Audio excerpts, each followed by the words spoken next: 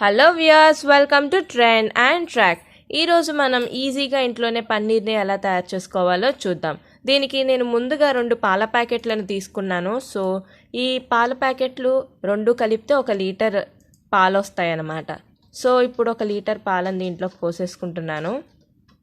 So తర్వాత stove on చేసి హైలో పెట్టి ఈ వెజల్ని ఆ స్టవ్ మీద పెట్టాలి ఈ విధంగా. సో చూసారు కదా ఫ్రెండ్స్. సో ఇది బాగా మరగాలి. ఇలా ఒక పొంగు వచ్చిన తర్వాత ఒక నిమ్మకాయని 2 సగాల కింద కట్ చేసి ఇలా నిమ్మకాయ రసాన్ని దీంట్లోకి పిండుతున్నాను. ఫస్ట్ హాఫ్ అయిపోయింది, ఇప్పుడు సెకండ్ సగం ఇంకొకటి ఉంది కదా ఫ్రెండ్స్, దాన్ని పిండుతున్నాను. సో ఇలా నిమ్మకాయ పిండడం వల్ల మనకి పాలు అనేవి విరగడం మొదలవుతాయి అన్నమాట. ఇలా నిమ్మకాయ పిండిన వెంటనే ఇలా కలుపుకుంటూ ఉండండి. సో మీకు నెమ్మదిగా విరగడం అనేది కనిపిస్తుంది. సో మొత్తం విరగాలి బాగా. ఎలా విరగాలి అనేది మీరు ఇక్కడ చూస్తారు. సో కొంచెం స్టార్ట్ అయింది, చూసారు కదా. సో ఇప్పుడు మొత్తం విరిగిపోయినట్టే ఫ్రెండ్స్. ఈ వాటర్ అనేవి సెపరేట్ అయిపోయింది పాల నుంచి. సో బాగా విరిగాయి కదా. ఇప్పుడు వాటర్ని సెపరేట్ చేయాలి కంటెంట్ నుంచి. అందుకని ఇప్పుడు ఇలా వాడ్చే దానిపైన ఒక క్లాత్ వేసాను. దానిపైన మనం విరిగిన పాల మిక్చర్ ఏదైతే ఉందో దాన్ని ఇలా వేసుకుంటున్నాం అన్నమాట. సో చూడండి, వాటర్ అంతా కిందకి వెళ్ళిపోతుంది. ఈ క్లాత్ మీద మన ఈ పన్నీర్ ఉంది చూడండి, ఇదే పన్నీర్ అండి.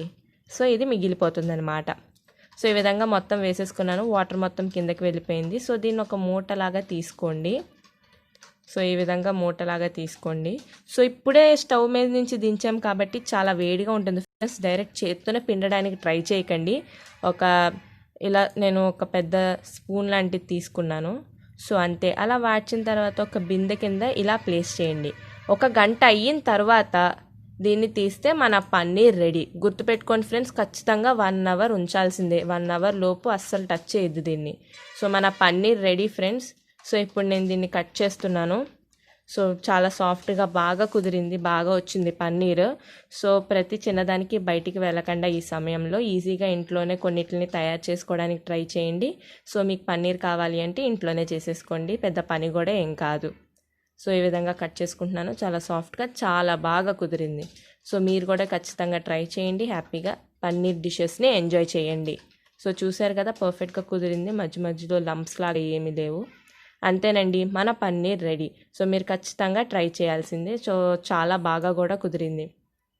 మా ఛానల్ కనుక నచ్చినట్లయితే సబ్స్క్రైబ్ అవ్వడం మర్చిపోవద్దు.